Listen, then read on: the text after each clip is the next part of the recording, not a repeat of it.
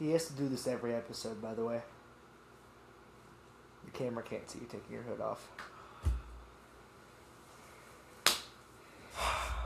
What's good, everybody? What's up, everybody, and welcome back to, yes, I know we said that last episode would be the last of the legendary podcast branding, but this is a true last episode because we had a crazy week of school. Anyways, sorry, a little too into detail there, but welcome back to the legendary podcast.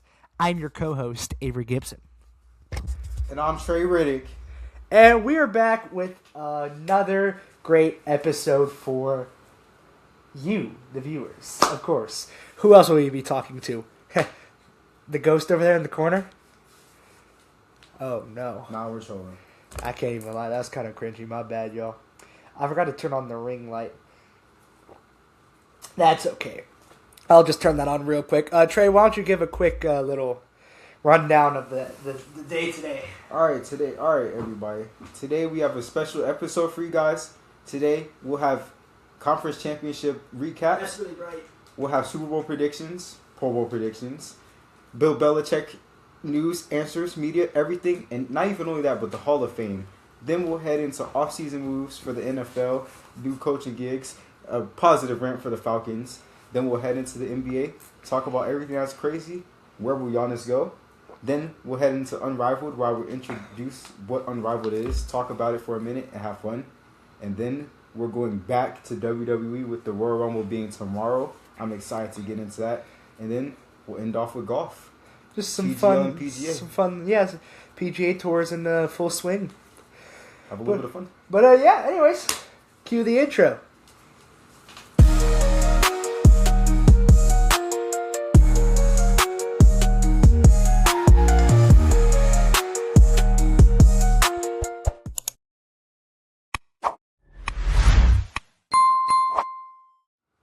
Action, and our claps were not together. All right, what's up? We're back from the intro, of course, as always. It'd be kind of depressing if we weren't.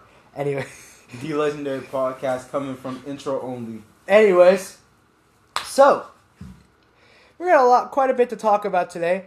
We're on slight of a time constraint, but we're still making time to record for y'all, of course. We love y'all. We love being here for you guys. We love doing this. We love being a lot more consistent, we feel like, not counting the episode we couldn't post a couple weeks ago due to technicalities. But we are coming in here every day, and we're trying our best just to do this for y'all. We love talking about sports.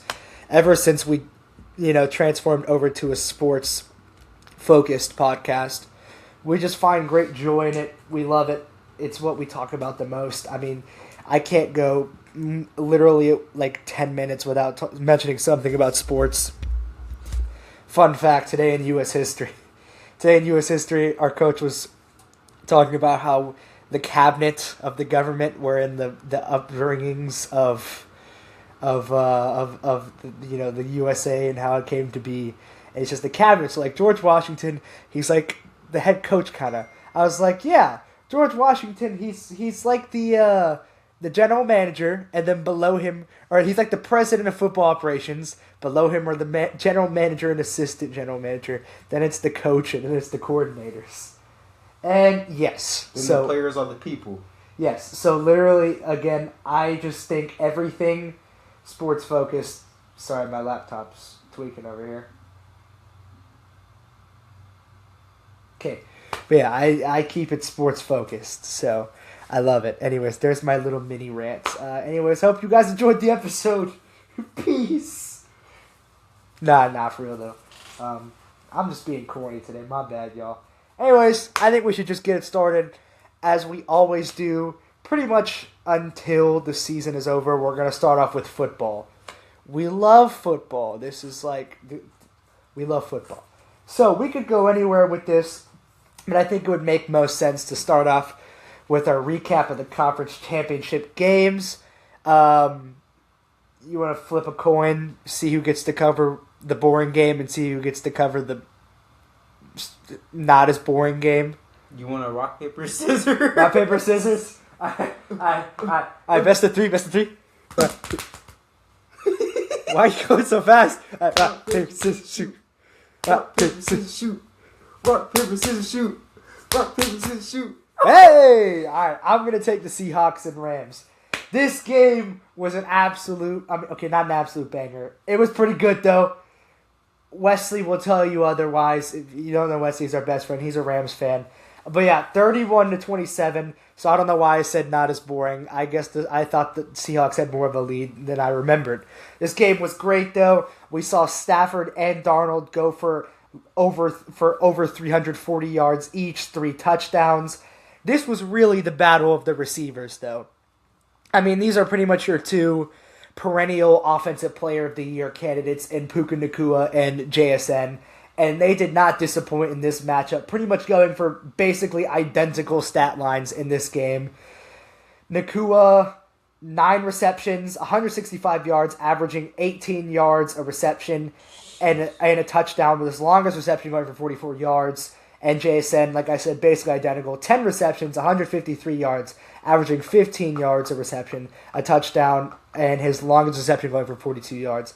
This game was a banger, just like we expected it to be. I don't think anybody was expecting this to be a blowout, despite how well the Seahawks have been playing. This game was awesome. I didn't watch a whole bunch of it, but from what I saw based off highlights, it just looked like an absolute banger. And then, of course, you had Kenneth Walker going off for his 4th touchdown of these playoffs so far. I mean, it just looked awesome. I mean, Seahawks. I mean, I personally, I bet a water bottle with my teacher that the Patriots would win. I don't know why I did that. It's okay though. Low-key, the Seahawks are probably going to win. They're having a pretty great playoff run.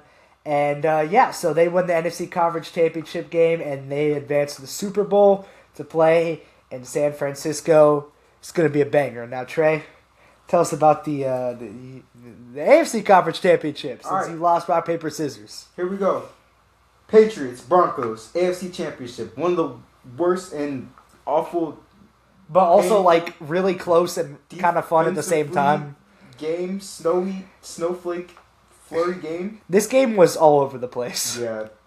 So at first we had a normal weather game. At first, it was just freezing cold. We thought we had a Stiddy party with Jared Stidham. We did not have a Stiddy party. We did not. He looked a little bit good starting off the game with a touchdown, but to end off, he had 17 completions for 30 out of 31, 1 touchdown, 1 pick, and took 3 sacks. RJ Harvey could not get the running game going, 13 carries for 37 yards. But what really would be the case is the battle of the defenses for both teams. But for the Patriots offense, Drake May went 10 for 21, 86 yards, and got sacked a total of 5 times. Ramondre Stevenson proved that he could run through this Broncos defense with 25 carries off of 71 yards. And not bad. Not bad. I think off of 25 carries, you'd expect a little bit more. And Drake May said, forget it, but I'm just going to run myself.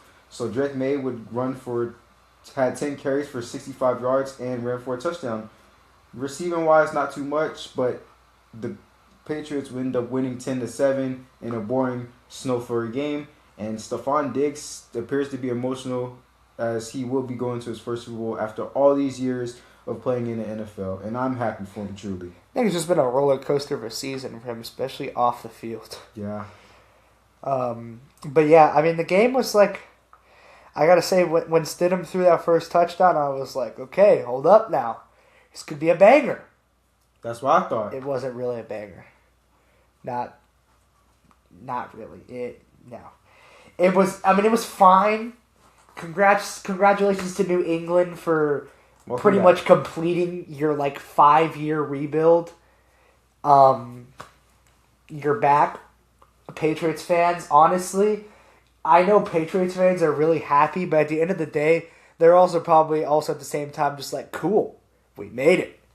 14-3, I would assume we made it, considering the amount of times we've made a Super Bowl. I feel like this wasn't expected going into the season, but I feel like for a lot of Patriots fans, this was expected reaching the playoffs. Granted, everyone telling them, oh, you've got a cupcake schedule, whatnot. Sure, they have played easy talent. They've played pretty easy talent throughout the course of the season, I will say. But this is their chance to prove themselves right here. If they're really that team we think they are, they're going to be competitive against the Seahawks. They were competitive against the Broncos, even if they only put up 10 points. It was a very defensive standoff from both teams. This is their chance. This is the chance for New England to truly assert themselves back into the conversation of one of the best teams in the NFL, one of the strongest teams in the NFL right here. They can deliver the crushing blow right here. I like their chances a lot, and I know I said Patriots with my teacher, but give me the Seahawks. Agreed. I'm going to take the Seahawks. They just look way too good. Sam Darnold's playing crazy good football with an oblique injury right now. It's unreal to think about. I don't understand it. I can't comprehend. But yeah, I mean, what were some of your biggest takeaways from these two games here? Well, first, I really don't want to talk about the takeaways for that Patriots-Broncos game, but the takeaways for that would be the defense, obviously. You have two of the premier top defenses in the NFL, and that's what's going to happen. You're going to get a very sloppy and slow-paced, methodical game from both sides of the ball, and things couldn't really get going.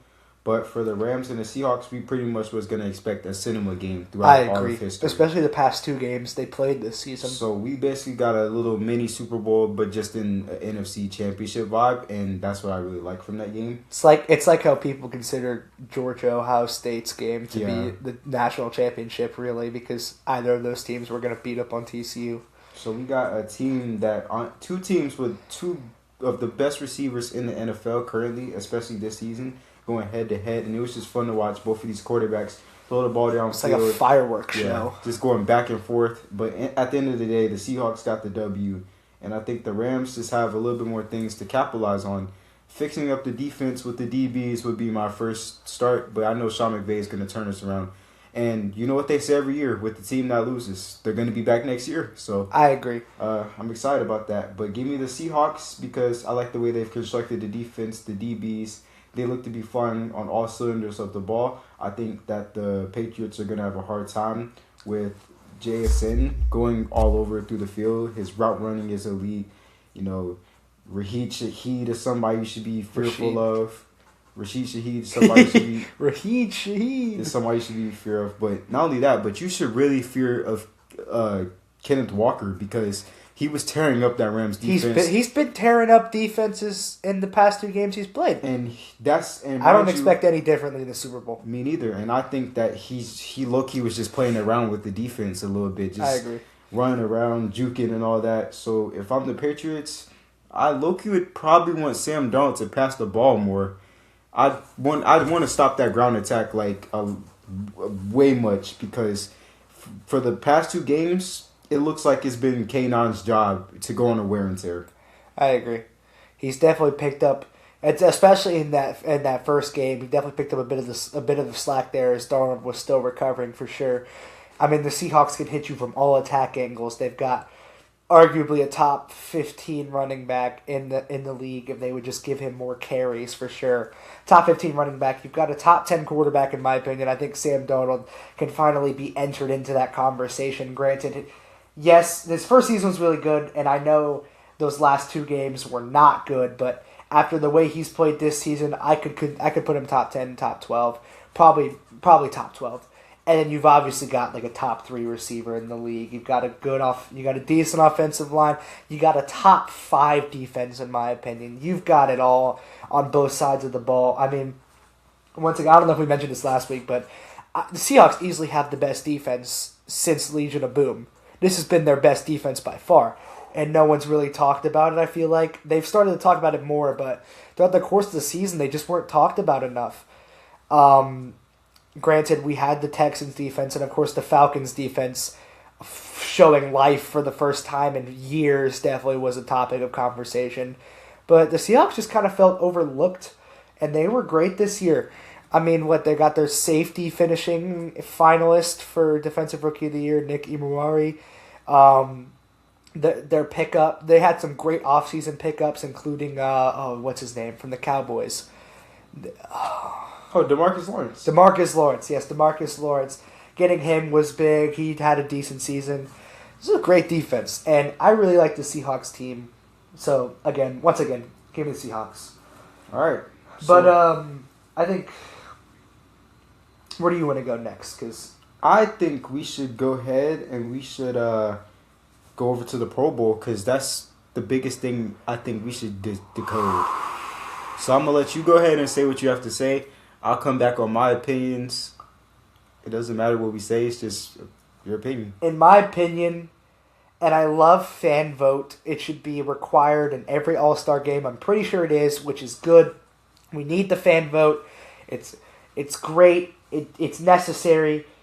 It gets to a point. And what I mean by this is Shedeur Sanders was in the Pro Bowl. Now, this wouldn't be as much of a problem to me. First off, I don't care about the Pro Bowl that much. The problem with me is Shedeur Sanders being in over Trevor Lawrence. That's my problem, is these players get paid incentives to be in the Pro Bowl. They get contract bonuses. And when you ask me, Trevor Lawrence did way more to deserve that contract bonus than Shedeur did. Granted, Shedeur did play in 9 less games. Understandably so. But even still, I think if Shedeur played in all 17, he would not have put up the numbers that Trevor Lawrence put up this season.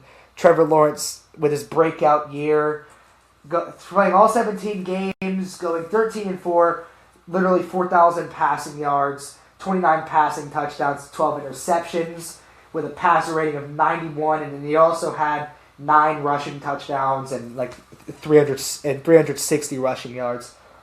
Meanwhile, looking at Shedeur, again, 8 games, but 7 passing touchdowns to 10 interceptions. So he almost had as many interceptions as Trevor Lawrence, playing in 9 less games. So yes, while the case can be made that yes, Shedeur did not play all season, I think even still we just wouldn't have seen the same production because obviously he's a rookie and he's on the Cleveland Browns given his situation. Yes, it's not ideal for any rookie quarterback as we've seen in history past. We haven't seen many rookie quarterbacks succeed in Cleveland at all, really. But I really just don't think him playing in the same games as Trevor Lawrence would have changed much in this situation.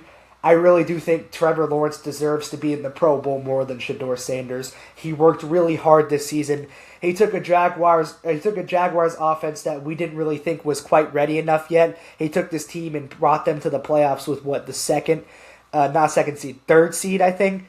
Just impressive. And I just feel bad that it just feels like he's being overlooked by the fans just because he hasn't quite been the guy we expected him to be in years past. And finally this year he has a breakout year.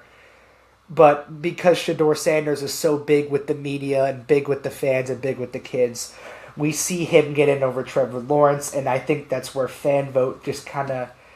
For instance, the MLB, when they do fan votes for every player, every position. What the MLB then does is they go in and they choose the second team, and they choose the people that really should have been voted, and they put them in as they'll play at some point in the All-Star game.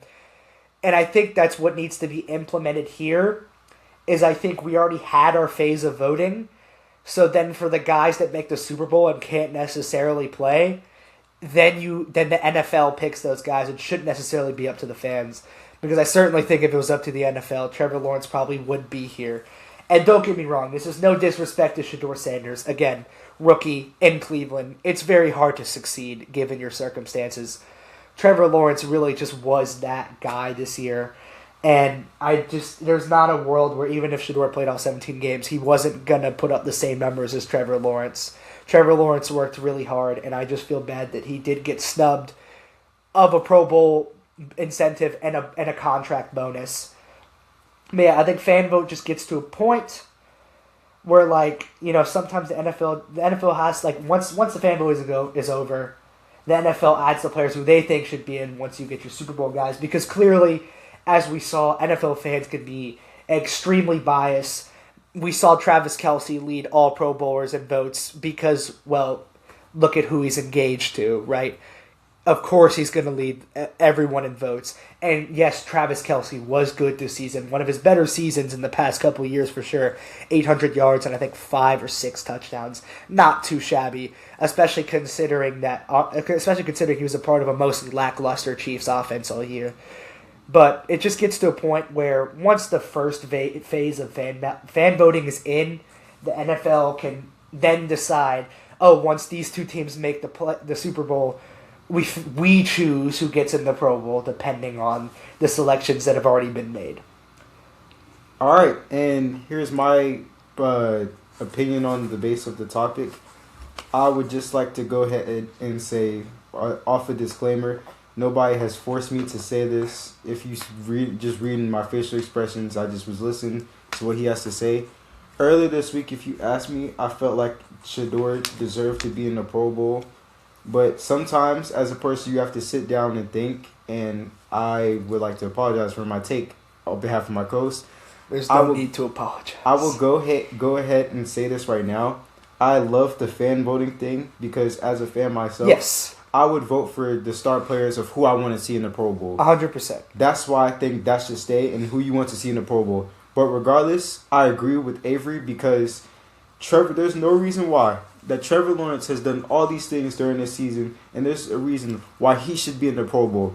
The Pro Bowl used to be a thing where things were valuable. You know, you had these star players that are superstars or stars of the game that were legit all-stars that would come and play in these things.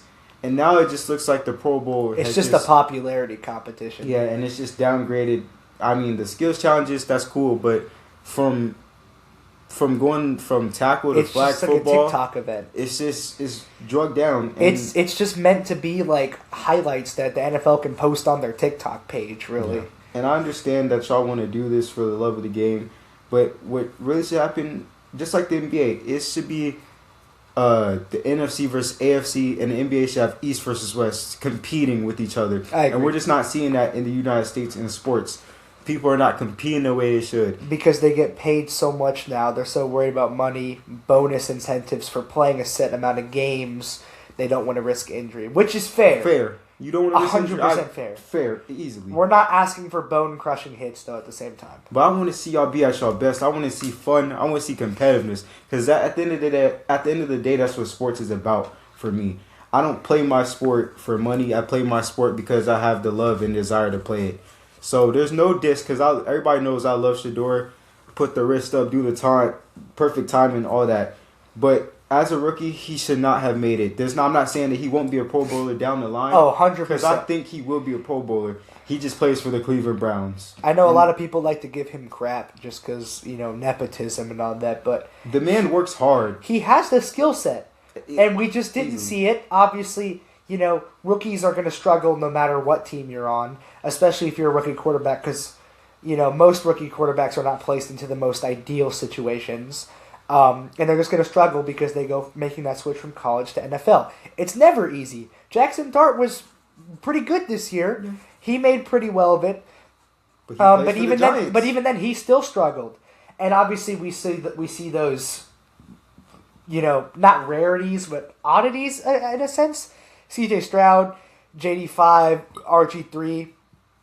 Sophomore slumps. Just like really great rookie seasons. I wouldn't call JD5 a sophomore slump. Injuries. He's just been plagued with injury, and I really hope that's not how his career pans out. But that's for another day. Yeah. But I think like rookies, you have to be an exceptional rookie to make a Pro Bowl. Yeah. Like C.J. Stroud numbers, JD5 numbers type stuff. But if you ask me, I think that you could call this Shador's little bad type of year. I think he excels. I think he gets better. Yeah, yes. Because he has Todd Monken. He has Todd Monken as his new head coach, as we were pretty much going to get in a minute. I think that it'll get better. I'm going to mention things about that later. But, yeah, that's our take on the Pro Bowl. Yeah, the thing we need to talk about. Real quick, no disrespect to Shador, once again. But Trevor Lawrence, we hope you also excel. Yeah. We hope you make a Pro Bowl next year. This man is a little finalist for MVP, by the way. I mean... Let's go to Waffle House with him. Huh? Let's go to Waffle House with T-Law. We should go to Waffle House with Trevor Lawrence. That'd be tough. Reach out. Now, the thing we really need to talk about that's really getting us tweaking and getting the whole... Not only him, but I got a bone to pick. I have a bone to pick. Dude, why is Bill Belichick not a first ballot Hall of Famer? Listen, and as a Falcons fan, I don't... As a Giants fan, I don't appreciate. I'm missing a crotch gibbet. Well, that's okay. It's probably out in the front yard. It doesn't matter. I just noticed that. Anyways, off topic. Continue. As a Falcon and Giants fan, we did not care for him when he was not with the at all. Patriots. We did not, even though we beat them twice in the Super Bowl. We didn't beat them. It doesn't matter. We never liked them, the Patriots. But at the end of the day, We have respect. we have respect for the fact that, while yes, maybe just slightly carried by Tom Brady, just slightly carried by Tom Brady, that is still the second most wins all time of a head coach and 6 freaking Super Bowl wins. And if the man was still playing in the NFL, he would have had the most wins as a coach. He couldn't even put all his Super Bowl rings on one hand if he wanted to. He needs a thumb. That's insane. Or thumb, whatever finger you want to choose. That's insane. And the reason he's not in is because the media does not like him. I don't care what the media has to say about him.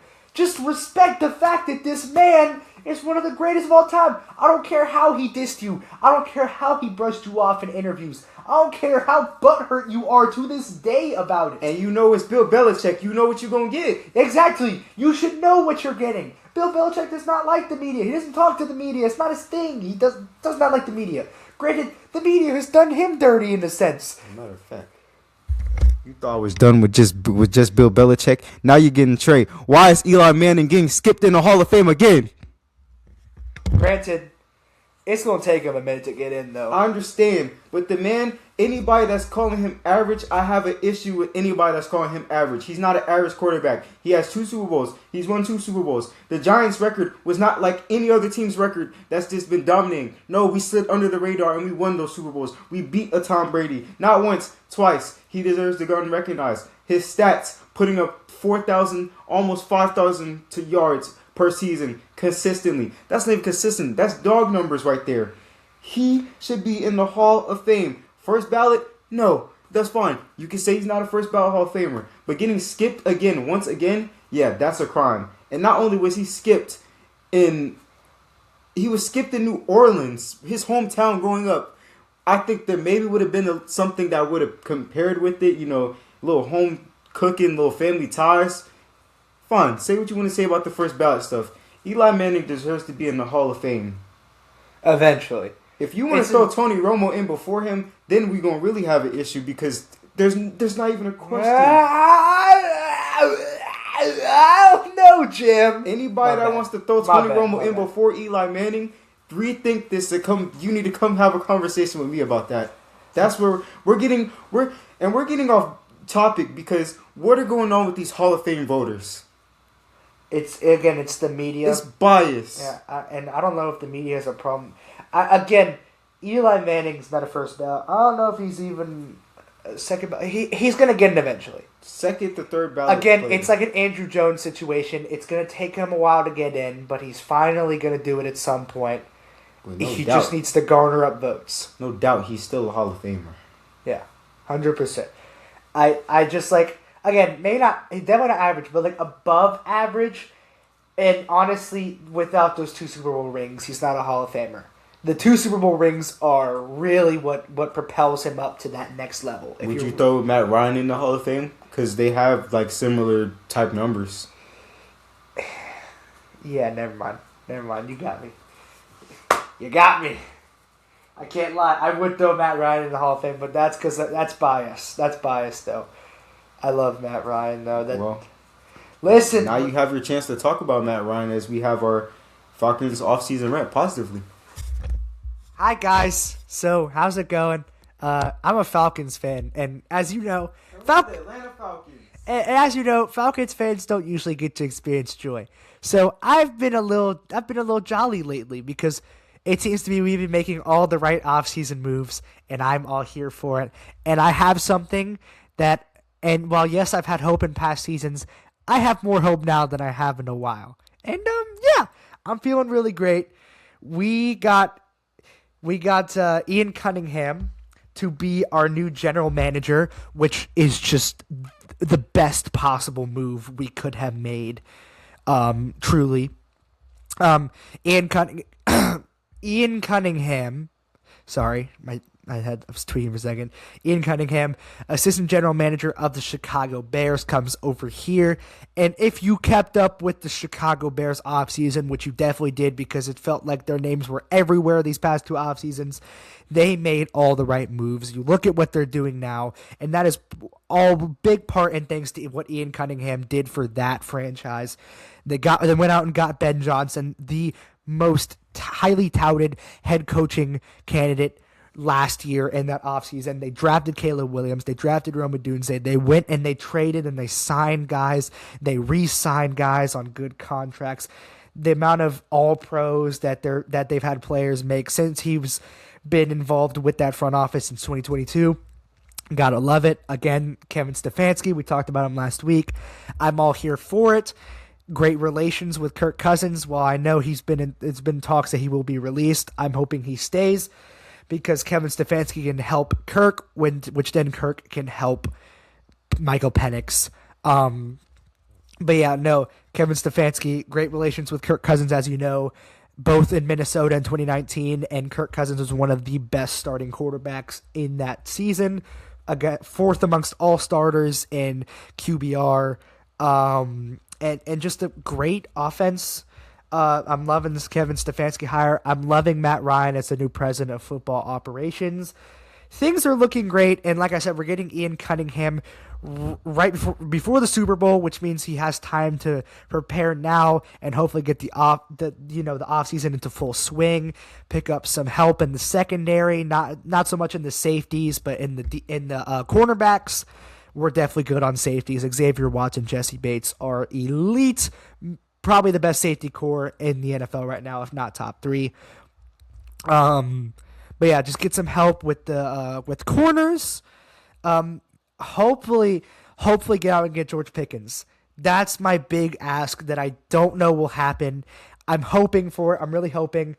Jerry Jones I don't know if Jerry Jones will re-sign him. We never know what Jerry Jones is going to do these days. He's the biggest wild card amongst all owners, general managers in the NFL. We know this.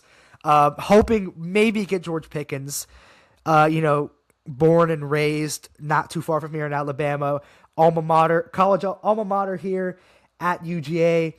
He'd have a great connection with the fans here. I think the fans would love the energy he brings, especially his crash out energy. I would love to see George Pickens. That's my big ask that I don't know will happen, but I would hope so. But yeah, hope if we can't get him, get another receiver, maybe get a little more depth. Maybe get a little bit of help on the O-line. But other than that, I think the biggest thing is it's simply up to if Penix can live up to the potential. Penix says he will be ready by week 1, most likely, as he's already had to recover from 2 ACL injuries before. So he's kind of been in this area before. He knows what he's doing. I trust it. I'm hoping. It just depends on if he's ready by week 1. It depends on if he can take the next step in the NFL, if he can be the guy. I'm not asking for 30 touchdowns and like 3,500 yards, 4,000 yards. Just some symbols, like 3,000 yards, 20-something touchdowns, limit the picks to maybe like under 10, maximum 12. Not a problem at all. I think the offense is primarily going to run through Bijan, though. Obviously, he's probably the best running back in the NFL. You can debate me. But yeah, so there's my little Falcons rant. I have lots of hope. Like, I really do. I like where this is heading a lot. Alright, so a quick little rundown on more offseason moves. Mike McCarthy is in as the Steelers head coach. Congrats on getting another Mike Tomlin-esque person, I guess, if you just want to... I don't like the move that much. I don't either. Kevin Patullo is out as the Eagles OC.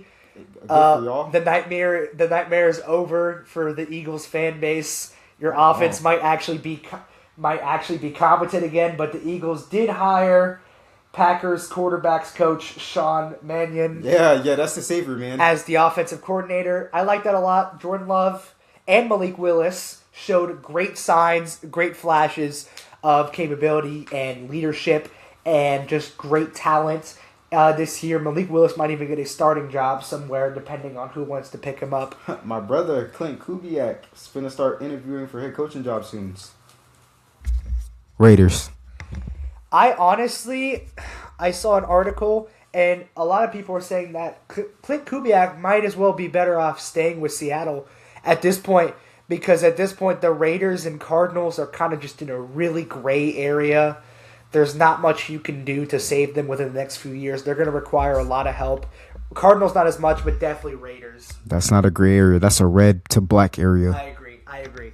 But yeah, the article is saying, should Kubiak just stay in Seattle and continue to have great success with them? And If I was you, I would. And you know, they're probably going to win a Super Bowl. I mean, does he stay? He probably should, low-key, at this point. I would. There's not much worth in signing with the Raiders and Cardinals at this stage of where they're both at right now. Don't do it. I like Kubiak staying in Seattle, personally. But I think he is going to go take up interviews at least and consider his options. Next, we have the Browns stole Todd Monken, which I thought was going to be my Giants offensive coordinator. Not too much to say. Now I can finally speak on Shador. I think Todd Monken is going to get the best out of Shador. He told him that they were going to draft Shador last year. Funny how it plays out. I think he's going to elevate Shador in the play style, get Shador ready. Shador will be the face of the Cleveland Browns. Hopefully the Browns can finally get somewhere and fix the abomination. But yeah, I think this is a great move for the Browns. Still 100%. turning around. Joe Brady will be the new head coach of the Bills. I'm not really that much of a fan. I'm not moved by it, but it's it like could Sean be. McDermott. It could be fun. You fired Sean McDermott for this. I thought he was looking outside, but Yeah, I mean, it could work out. Yeah. I'm iffy. Jeff Hafley is the new Dolphins head coach. Not really moved by it. I think they're gonna get Malik Willis. I think he's a step up from McDaniel. I think McDaniel needed to. I think McDaniel just had to go. I just don't think it was working. I think they'll build around. Next, 100%. The Vikings have fired their GM. I think this is a good move. They're not really moving anywhere. They should. I understand they have McCarthy, but they should have tried to keep Sam Darnold. Yeah. I just don't think they even tried. The roster is getting old. Things need to be reconstructed and fixed and moved in a new direction. Especially now that why did I forget his name? Safety. Harrison Smith. Harrison Smith. Gosh, guys, I'm blanking tonight. Especially now that Harrison Smith is gone, that leaves a big hole at safety for sure. Oh yeah. Next, we'll slide into the NBA. We are in a little bit of a time crunch, but we're making through. We can spend a little bit of time on this. I mean, yeah, for sure. Oh, for sure. We still got like 40 minutes. We're rushing through a bit. I mean, we could slow it down a bit. So. No, give me 1 second though. Oh, okay. He's gonna go take care of his business. Anyways, I'm gonna pull up this little,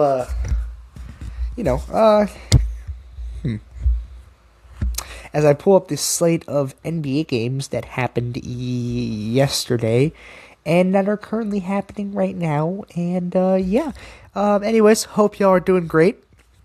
Stay tuned, like and subscribe, of course, The Legendary Podcast. Follow us on Spotify if you haven't already, and go follow our socials, Instagram and Twitter at The Legendary Podcast. I'll try to put the links in the description. There you can find announcements, and based off whether we're canceling posts, updates, whatnot, all that jazz. And yeah. So we're going to move into the NBA once Trey gets back. I don't want to start this without him. But, yeah. Oh, you know what? Who do you guys think is going to win MVP? In the NBA specifically. Because I know we're seeing Tyrese Maxey enter himself into the conversation. He's averaging like 30 a game right now. We'll talk about him a little bit later. But, yeah, low-key, I don't know. With Jokic being injured, Wemby was injured for a bit, came back. He could possibly get injured again. Low-key, it might just be SGA again. But let us know in the comments. Who do you think is going to win MVP in the NBA MVP? Sorry, my bad. I was tweaking. Anyways, we'll sit here for a minute. Oh, the laptop's tweaking. Oh, no. Oh, it's okay. We're good. Ask them who they think is going to win NBA MVP. It's probably just going to be SGA, but hey, Anyways. Let's get into it, Trey. You start. Jokic, SGA, Jokic, Luka, SGA, Jokic, Embiid, Antetokounmpo, Saquon up the middle. Saquon up the middle. AJ Brown deep ball. Incomplete. Punt. It's the same thing. Switch it up. Tyrese Maxey, please save us. Make sure the mic is still plugged in. AJ Brown deep ball. Okay. Anyways, yeah. So, first off, let's talk about the insane, like absolute insanity rookie showdown we had yesterday between the Charlottes and the Hornets of two former Duke teammates. It's enough to make a grown Duke This fan was cry. cinema. This was cinema. A game between the Hornets and the Mavs. And we saw the rookies compete. Their futures are bright. They're shining. Let's go over this. Let's go. Because Con Kneppel, 34 points, 3 assists, a steal. Like, bro, he had 4 rebounds, okay? But that's not even the best performance we saw tonight. Because we saw Cooper Flag, 49 points, 10 rebounds, and 3 assists. My God. It was a fireworks showing from the pair of Duke rookies last night in Dallas. It was a game for the ages. It was legendary as the Hornets came out on top, 123 to 121. Where do you see these rookies' very bright futures coming up soon? Bro, they're talking about Cooper Flag being one of the most pivotal teenagers in the NBA since LeBron. This is going so well right now. This is a valid take. Yes, and I'm so glad to see my Dukies like go off in the NBA. As you know, I'm a Duke fan for basketball, college basketball. It's beautiful for me to see. I love Cooper Flag. I love Con. Honestly, if you was to ask me, if it wasn't for Cooper Flag, Con would be the rookie of the year to me, in my opinion. He still might be. I think he really might do it too. Because It's pretty much down between those two. I don't see anyone else great. really entering the conversation. No offense to Edgecombe. Edgecombe is built different. Yes, He's doing 100%. good. I would just need him to be more consistent with his points, but that's going to be different when you have Maxey and Embiid over there. Derek and Jared McCain. Queen's got potential, but not this season. This isn't the season, but he's got potential. I see it too. But honestly, this is really exciting to see between the Mavs. I say this every single time, but the Mavs legitimately have the talent and to actually go win and compete.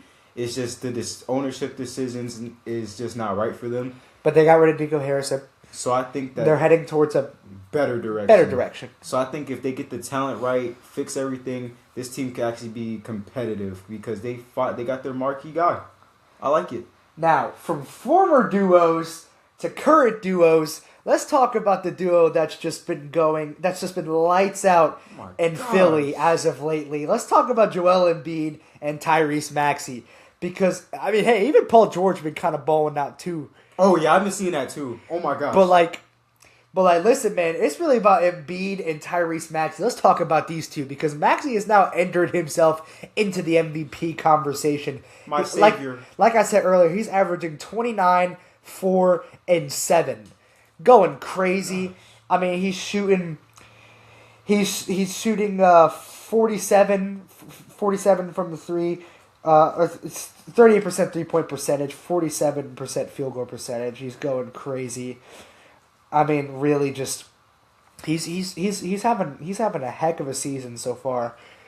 I mean, really, and I wasn't expecting this kind of production from him going into the season. He's always been a very pivotal player for Philadelphia, but man, I didn't expect this, and I didn't expect Joel Embiid to be making this great of a comeback either. Granted, he got a healthy Embiid too, man. He's always been a great player. He's always been really good. He just can't stay healthy. But this season, he's been perfectly fine. 25, 7, and 4. I mean, yeah, that's not wood. This is wood. We're knocking on wood. We're knocking on lots of wood. We want Embiid to stay. We want Embiid to stay healthy. Oh we really gosh, do. I want to see y'all go to the finals. This duo is going crazy. The Philadelphia 76ers are having a resurgence in this league right now. Go to the finals. They are 26 and 21, 6th in the Eastern Conference. They are. I mean, the defense. If they can just fix that up just a little bit, this team can make it far. I like this. I like their potential here. I want to see really the do. finals. I like you have Maxey, Edgecombe, Embiid. Yeah. Oh my gosh. Paul George. Yeah. This team is exciting to watch. I mean, I really think I think they're going to make it back to playoff contention. They go back this year. It's going to be, if they just lock it on defense, maybe go make a trade, they can be lights out. Maybe they can go get Giannis. Oh God. But speaking of which, who's getting Giannis? We've heard talks about so most likely we've heard that the Warriors are in the front running seat to go getting Giannis. Yes, this came out. I like the Knicks' chances. Yeah. I'm sorry, Kat, but it's looking like you might have to go if you getting a caliber That's exactly what I was talking about with my teacher earlier. Is he asked me where I thought he was going to go, or he asked me yesterday. Or was it today? I think it was yesterday. I don't even know anymore. Cat's not. It's been a long week. Cat's not really playing the defensive wise. It's not being much of a team player. I think that you get Giannis, he's going to be a villain in New York. He's going to take over. I agree. I really like his chances go to New York. He's the guy. Paired along with Jalen Brunson, who's going to be your main offensive output, averaging 27 a game. Yep. I think he can go to New York, but honestly, I can see him in Golden State as well. 100% being paired up with Steph, Butler, and Jimmy's out, so that would make more sense too. Oh, he is? Yeah, he tore his ACL. That's right. How did I forget about that? Why am I forgetting his name though? Michigan State. Draymond Green. Guys, please don't flame me, bro. Don't flame me. I'm blanking today. Ask me where I think Giannis is gonna go. I say the Lakers. Every generational buck always goes to the Lakers. The problem is we have nobody to trade and we have no defense. What, you want to trade LeBron? You've been so adamant about it. This would be a great opportunity, man. But the Bucks aren't gonna take LeBron. They're not taking LeBron and Bronny. I'm sorry. But genuinely though, I see him going to the Knicks. I think I would like him in Golden State as well. Pairing him up with Draymond Green, that'd be a good defensive output there.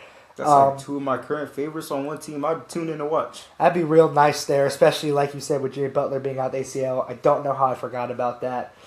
It's been a long week, guys. Trust me, I has. But I like it. I like that for sure.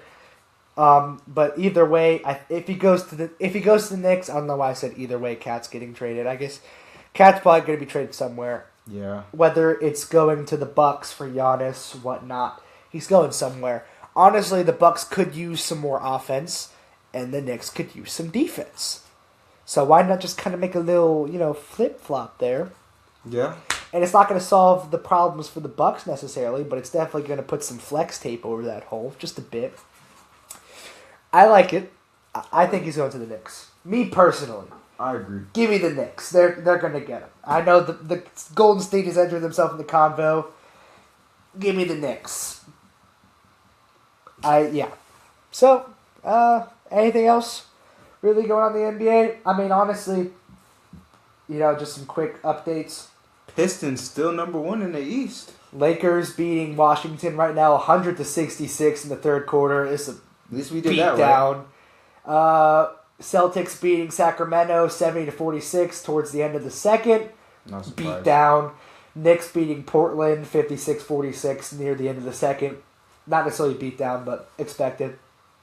Orlando Magic playing a tight game against the Toronto Raptors. 4 minutes to go in the second. And then Memphis and New Orleans are not tied. They're at the half. Memphis up 61-58. That's current. Obviously, this video will probably be posted tomorrow, so it's not like it matters anyways. But, let us know who won in the comments, even though we'll probably already check it tomorrow morning anyways. But, hey, But, yeah. Trey. All right. Lead us into your knowledge of wrestling. Well, first, before we go into wrestling, I would like to introduce Unrivaled. All right.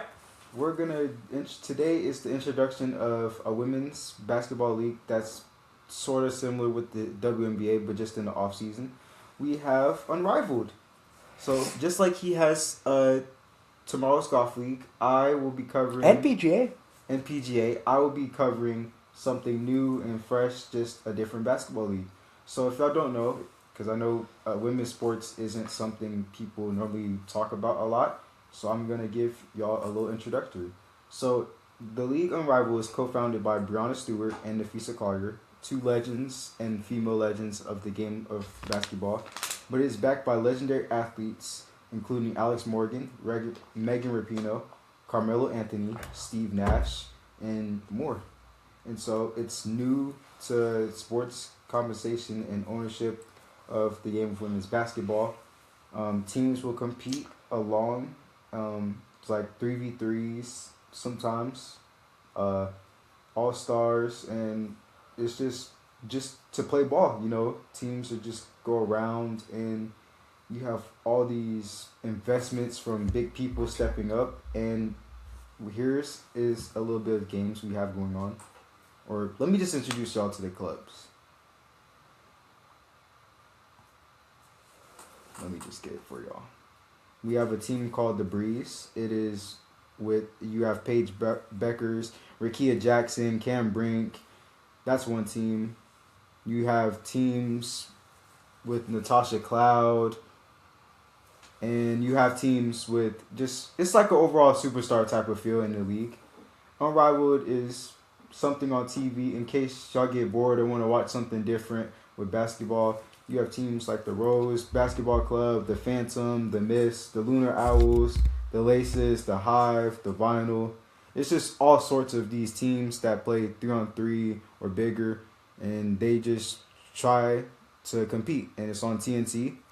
Sometimes in games, teams can win by a set score, sort of like the All-Star game. You have like a target score, or they could just, if it's close, they'll play till time runs out. Okay. And that's what I really have for the Unrivaled. It's just a little introduction to just introduce to y'all for a little bit. I'm down. I like it.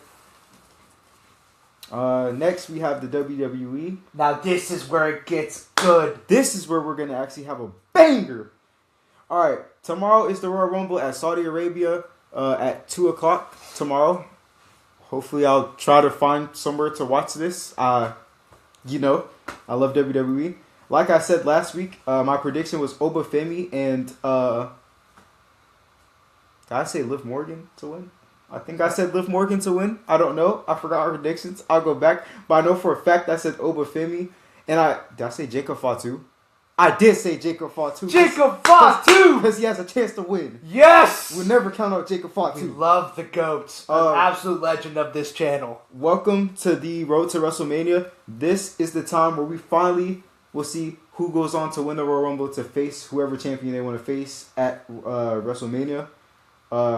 Apparently, we've been hearing from celebrities like Lil Yachty and Jelly Roll, a legend to the WWE as well, who has faced in a match before. Mm-hmm. They think the young OG, Javon Evans, shout out to Javon Evans. Please watch the podcast. I would love for you to watch this because you're young and you're the next best star. And I don't know, he's just like a wrestler of our generation type. Yeah. He has our lingo, our swag, and all that, and I just love Javon Evans. They think he's going to win. Honestly, if WWE went in that direction and wanted him to win, I would not be hating on it. He could be like the young Randy Orton type to be the youngest champion to win. 09 Randy Orton. That's something that we need back. Honestly, I wouldn't be mad if Randy Orton won the Royal Rumble as well. Oh, my other prediction was Sami Zayn to win. That's not going to happen because Sami Zayn has won the #1 contender championship match at Saturday night's main event. So that's a close. I think he's going to lose that in front of the Saudi crowd that loves him. So, who knows? Maybe he enters. Mm-hmm. I think Chris Jericho comes back, a legend in professional wrestling. I need to start watching the WWE. Yeah, we're going to put you onto a couple matches.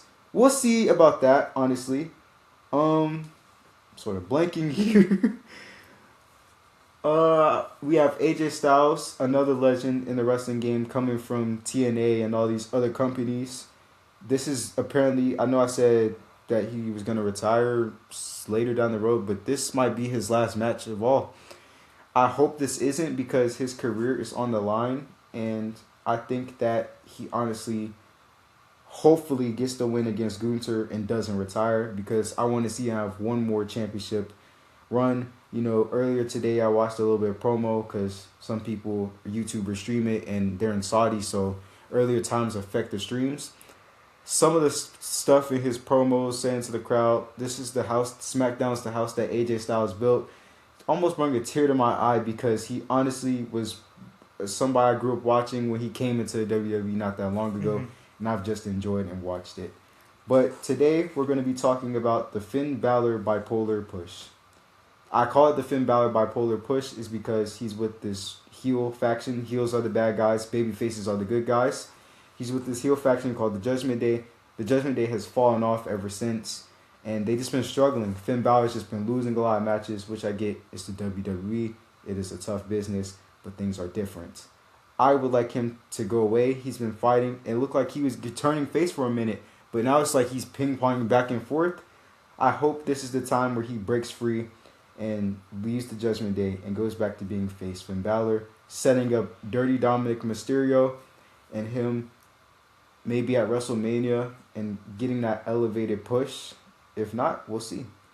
And for my last topic of the WWE, a couple of unreal reactions. We went behind the stages for R-Truth and his movement of them wanting him back. They renewed his contract, put a little pressure on him, Triple H said.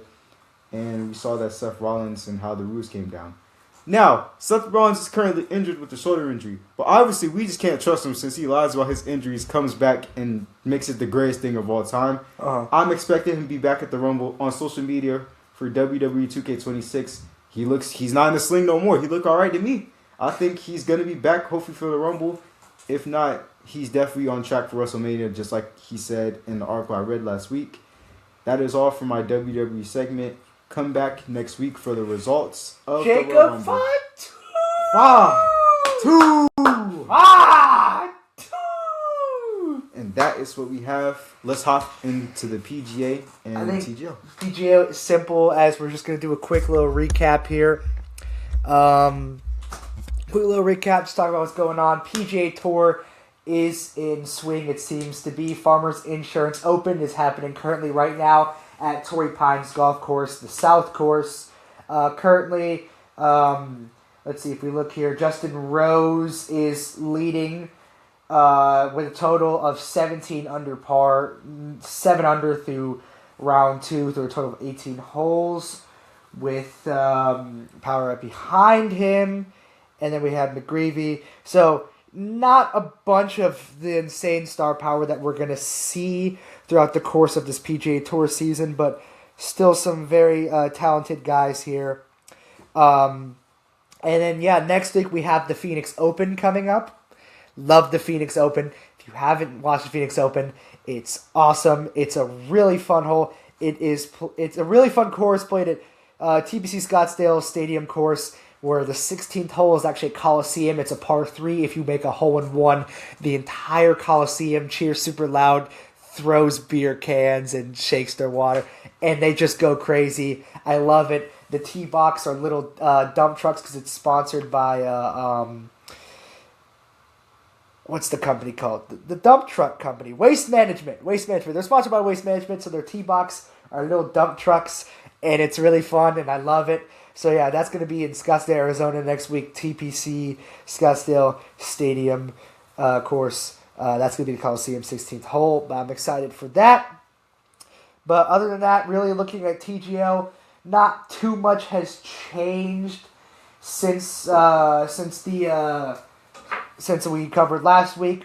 Although Boston Common Golf is now in number 1 as they've won their second game in a row. They're now 2-0, and really Atlanta Drive is also technically first at 2-0, but that's just because Boston Common Golf played the most recent game.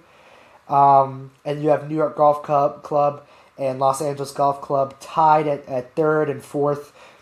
Technically tied third for at 1-1, and then Jupiter and the Bay both gone 0-2. Looking at the most recent results of the most recent game, Boston Common Golf just put a smackdown on Bay, 9-1. It was never really close. Looking at the schedule, who we have in the next upcoming games, if we're looking, next week, on Monday, February 2nd, Atlanta Drive is going to play Jupiter. Should be an easy win for Atlanta Drive. Easily the best team in TGL. And they've got some guys out with injury right now, but Billy Horschel's going to lead us there. Things look good, and then we're going to see the Bay play LA Golf Club on Monday, February 9th. I see this being an easy win for LA once again. And then we're going to get probably the best matchup of the season on the 23rd. with Atlanta Drive and Boston Common Golf, both sitting at undefeated, both look like easily the strongest teams in the EGL. And, I think that's it. Yeah. Laptop is closed. I know we rushed this episode a little bit, it feels like. Again, bit of a time constraint, but we're glad. I want to announce something. Oh. I took the TGL quiz on what team matched my personality, and being from LA, they gave me LA. What a shock. what a complete scenario. But yeah, bit rushed, but we're just glad we could be here for y'all this week. We love doing this. It's so much fun. For sure. We love recording. We love talking to each other about sports, any sports. When MLB's back in full season swing, and we'll have Matthew come on here every now and again, and maybe we'll start learning about the NHL too, so we can also cover that. But football, baseball, and wrestling and golf seems to be our specialties, and we're glad we can bring that to you, and NBA. But I think that's it. Yeah. Really, another great episode in the books, coming off an absolute heater from last week, that's for sure. But, be sure to like and subscribe. And next week, we should officially be rebranding to the Take Twins. So, new brand, new original name. Maybe a new intro. Possibly. It's all in the works. Should be ready by next week. If we record, we should be able to. But, Anything else you got to say, Trey? Nothing much. Thank you, guys. Appreciate y'all. Love y'all. All right, so that's going to do it all. We are the legendary podcast, soon to be the Take Twins, and we love you guys. Be sure to like and subscribe, and we'll see you guys in the next episode. Peace.